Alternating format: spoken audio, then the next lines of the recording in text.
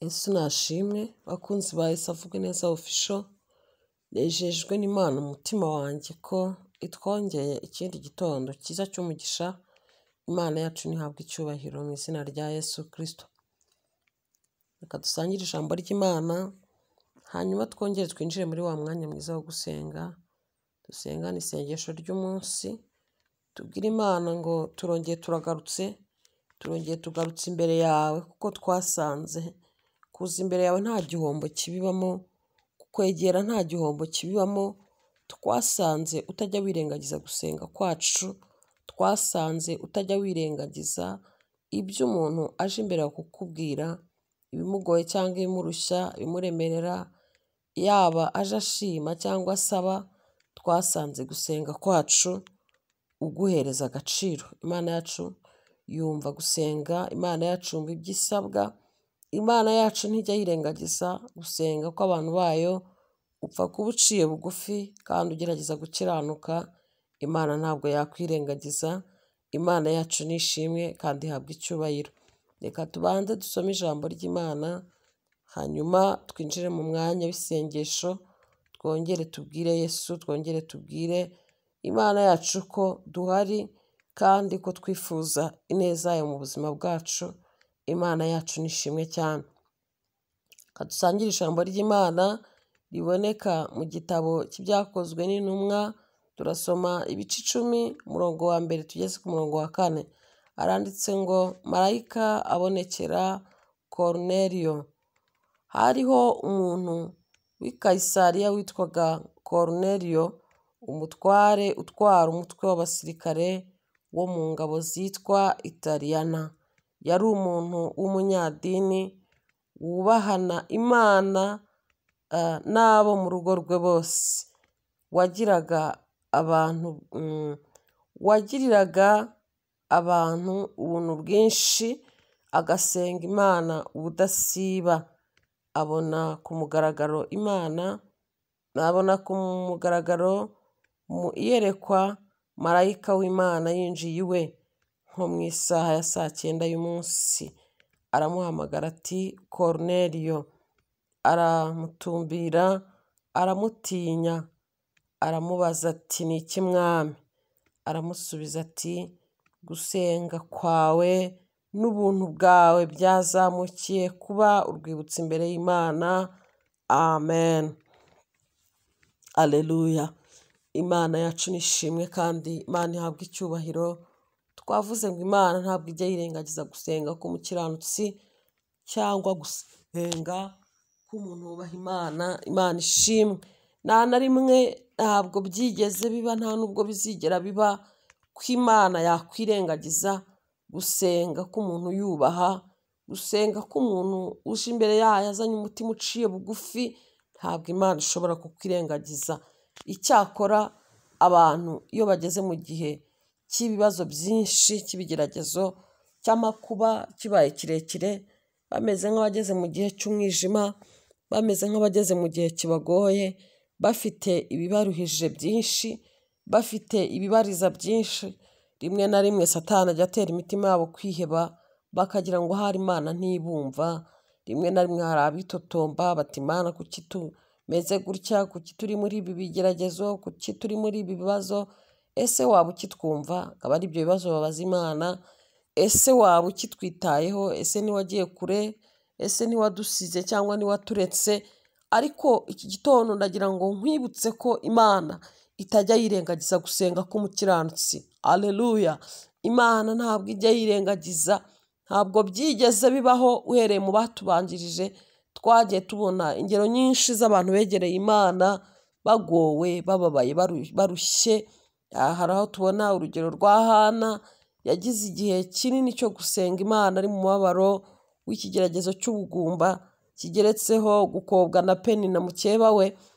Icyo kigeragezo yakibanye igihe ndetse yagisenganye igihe, ariko abona ibisubizo bitaboneka.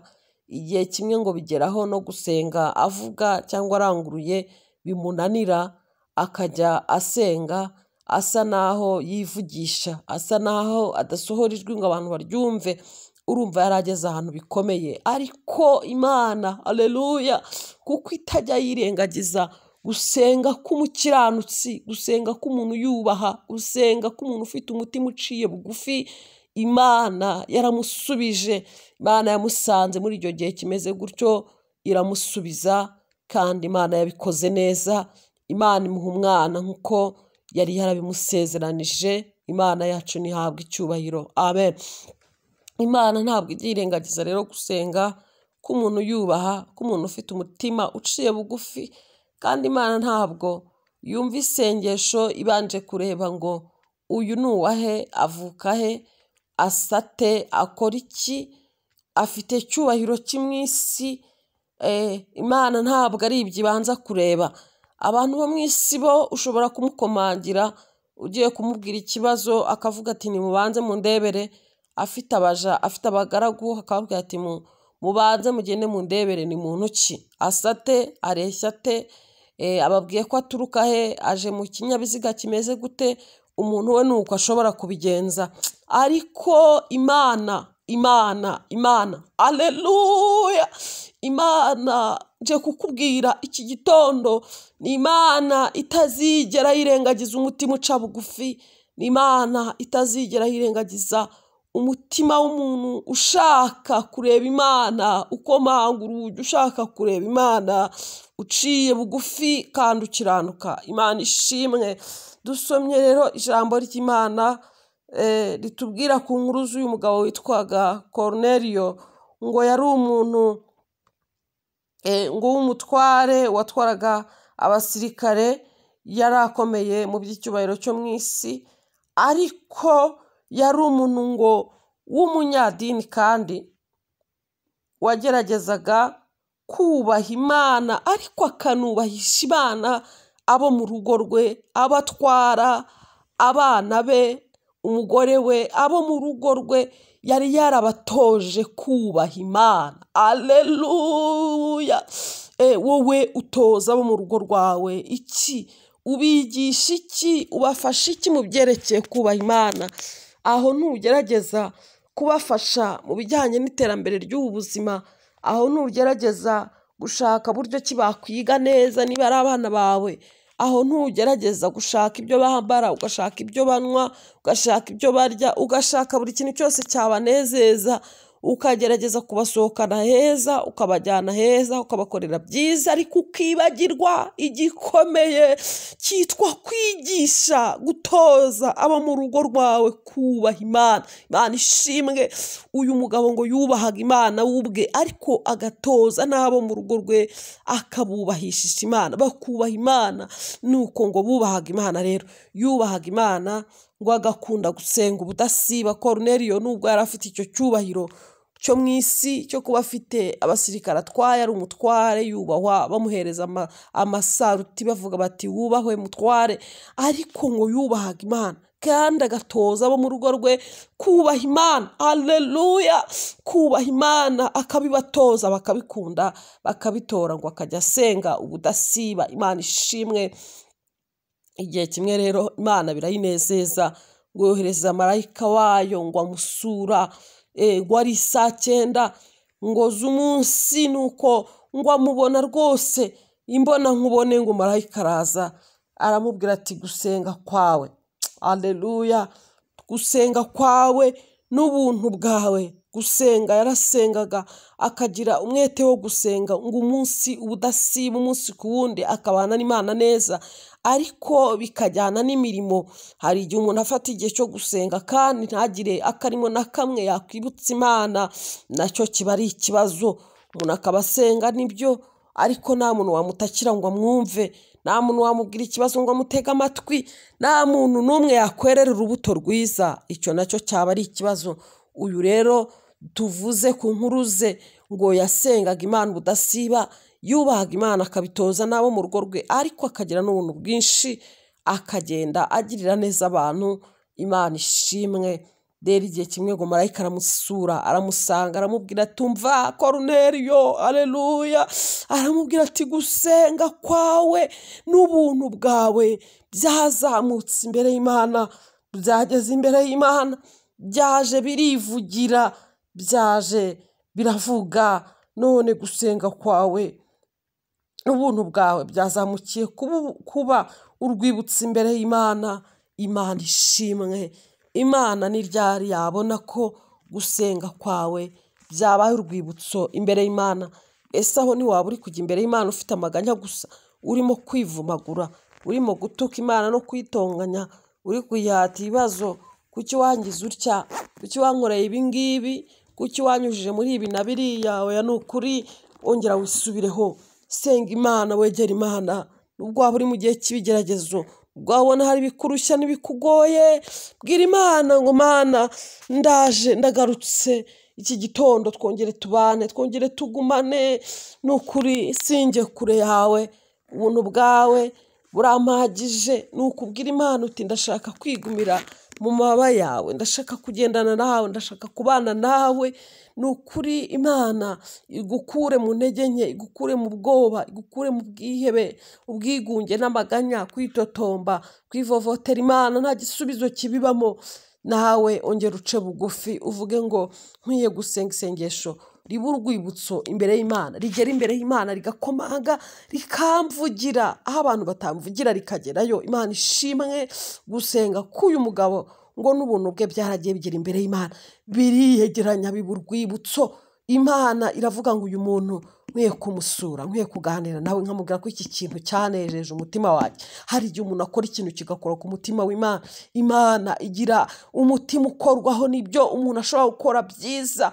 Gukiranuka k'umuntu no gusenga kwe bishobora kumurokora ku munsi w'amakuba, bishobora kumukiza ku munsi mubi, bishobora kumugarura yaragiye. Nawe ongera usuzume neza niba imirimo yawe yaba urwibutso imbere y'Imana, kandi gusenga kwawe bifatanyije n'imirimo uri gukora, n'imbuto uri kwera, aho utuye, aho ukorera, aho ugenda, byaba urwibutso imbere y'Imana. Mu gihe ukeneye ko Imana yongera kukwibuka, mu gihe uri kubwira Imana ngo waranyibagiwe, waransize, suzuma neza urebe niba uhagaze mu mwanya neza. Nusanga hari aho wataye inzira, nusanga hari aho ucitse intege, nusanga hari aho ubivanze, nusanga hari aho Satani akwiyebesheje ukajya kure, wongere usubire mu mwanya neza. Hanyuma Imana nawe izakugarukaho. Imana ishimwe. Ijambo ryarambwiye ngo abubaha Imana bo, aleluya, izuba ryo gukiranuka rizabarasira rifite gukiza mu mababa yaryo. Nawe niwongera kubaha Imana kandi ugaca bugufi, izuba ryo gukiranuka rizakurasira, kandi rizakurasira rifite gukiza mu mababa yaryo. Aleluya. Uzabona ubutabazi kandi uzabona uburengezi kubwo kwegera Imana. Imana ishimwe.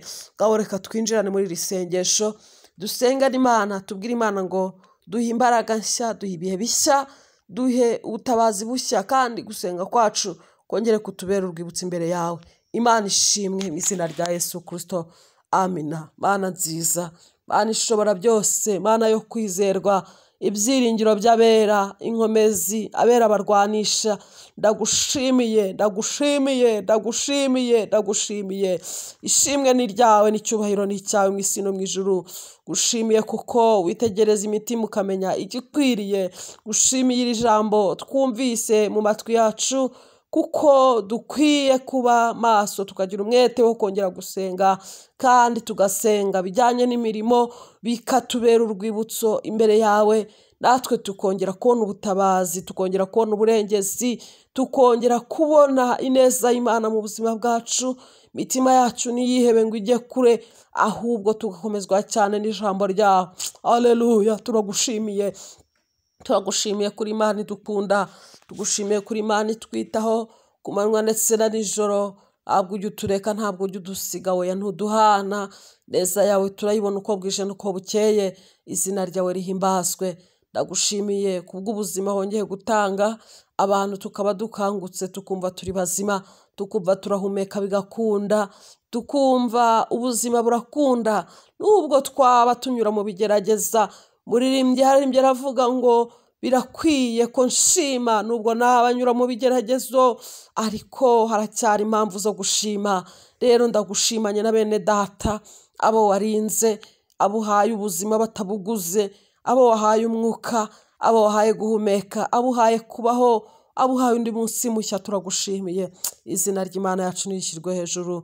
Tugarutse imbere yawe Mana, tujya tuhaza kenshi tukakubwira biturusha n'ibituremerera, tubonye ko Koruneliyo atigeze arambirwa, atigeze acika intege, atavuze ngo kuwa mbere narasenze none ndekeraho, atavuze ngo byatinze gusubizwa none ndabiretse.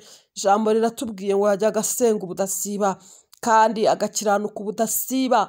Yagiraga ikiruhuko mu gukiranuka, yagiraga ikiruhuko mu gukora ibyiza, yagiraga ikiruhuko mu kukwegera. Ibyo byatumye unezezwa nabyo, uravuga ngo nkwiye gusura uriya muntu nkamubwira ko byangezeho, nkamubwira ko nabimenye. Nuko umubwira ijambo ryiza ngo gusenga n'ukwawe n'ubuntu bwawe byangezeho. Haleluya. Bana, ushimwe ko ujya uzirikana, ushimwe ko ujya uzirikana, ushimwe ko ujya wandika imirimo y'abera utajya uyirengagiza. Izina ryawe rihabwa icyubahiro. Natwe turagarutse Mana, garukanye n'abagabo n'abagore bashima, garukanye n'urubyiruko rushima izina ryawe ndetse n'abana bato. Turongeye tugarutse imbere yawe, uhabwa icyubahiro ko ukomeje kutuzigama. Icyubahiro n'ikibi cyawe muri iri sengesho. Rero tuzirikanye bene data bafite ibibazo mu mpande enye z'isi. Hari abantu bagowe, hari abantu barushye, hari abantu bafite intambara z'urudaca mu mitima kubw'intambara n'ibigeragezo. Hari abageragezwa n'umubiri kubw'uburwayi butandukanye, bababazwa n'umubiri, bataka, barushye, barira, bagowe, babona nta mutabazi, nta murengezi bafite. Hari aba baganga baburiye ibisubizo, hari abanyoye imiti myinshi ariko babona nta butabazi. Abo turabakuzaniye Mana kugira ngo wongere kubakoraho, kugira ngo nk'uko wari uri kera uko wakizaga wongere gukiza abo ngabo barwaye. Twamenya amazina cyangwa tutayamenya, ariko twingigiye abantu babazwa n'umubiri kugira ngo ubutabazi bw'Imana bubagereho. Izina rya Yesu nyingiye abantu bafite ikigeragezo cy'ubugumba nabo kugira ngo ubarebe uri mu ijuru, bitegereze, nuko ubaremere ishimwe, ubaremere umutima unezerewe, ubaremere kugushima kuko uri Imana irema ibitariho bikabaho. Uri Imana yuzuza ibituzuye bikuzura, bidafite ishusho ni wowe ubiha ishusho. Abari mu maganya n'amajune kubw'icyo kigeragezo ubagirire neza nk'uko wabikoreye Hana igihe yari ageze igihe no gusenga atakibishoboye, ariko ukuboko kwawe kwamubaye hafi aratabarwa. Izina ryawe rihabwa icyubahiro. Nabo turabakweretse Mana nyir'ibihe. Rero tukweretse abantu bafite amadeni arambye, babuze ubwishyu kugira ngo bacire inzira, kigura inzugi zikinze ku buzima bwabo, baremera akazi babashe kubona icyo gukora, babashe kwishyura, bacira inzira mu buryo bwose. Aho ujya unyura ntihajya habura. Wowe iyo utekereje gutabara umuntu urabikora kandi ukabishobora. Ubaremera ishimwe abo ngabo nabo bagushime. Dusengeye abantu abarembejwe no kubura uburyo bw'imibereho, ubakingurira urugi, ubacira inzira. Abagowe, abashonje, indushyi, abapfakazi, imfubyi, abarira kubw'intambara n'ibigeragezo, abagize ikigeragezo cyo kwangwa n'imiryango, bumva imitima yabo ihabye. Mana we, arabageze mu gihe cyo kumva bakwiyahura, bakwiyambura ubuzima.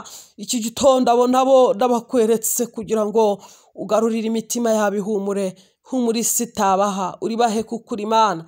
Izina rya Yesu Kristo, abumva babuze uwo kubarengera, iri sengesho nyemerera rigere kure, rirengera abantu, kandi Imana yongere kwibuka no kurengera abantu babuze uwo kubitaho kuko uri Imana ishobora byose.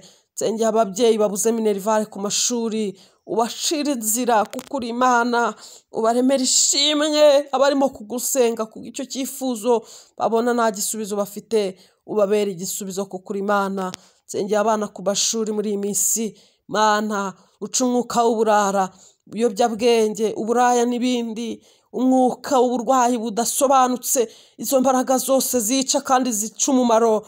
Mana we, nuzikureho kuko uri Imana ishobora byose. Ndakwinginze muri iki gitondo ngo abatabakeneye ubutabazi bose ubagereho kuko uri Imana ishobora byose. Babuze uko bagira nibabona Imana mu buzima bwabo kuko uri Imana itajya yirengagiza gusenga kwacu. Ndagushimiye rero kuko uri Imana yumva. Uyu munsi ndawukuragije umunsi w'umugisha, ingendo z'abantu bawe zibemo uburinzi, uhagarike umwuka w'impanuka zituruka ku badayimoni. Mu izina rya Yesu ugendane n'abantu, abatega ibinyabiziga, bagenda n'amaguru, ukuboko kwiza kw'Imana kurinda abantu bawe. Gushimiye ibyo wakoze kandi nkuragije ibiri imbere kuko uri Imana yumva gusenga kwacu. Byose mbisenze gutyo nizeye Imana mu izina rya Yesu Kristo, amen amen. Imana yacu ntihabwe icyubahiro, kandi Imana ihe umugisha buri wese wumva yasengana natwe, wumva wagira umwete wo kwegera Imana. Ntucike intege, nturambirwe, Imana yacu irumva kandi irakora. Imana iguhe umugisha mu izina rya Yesu Kristo, amen.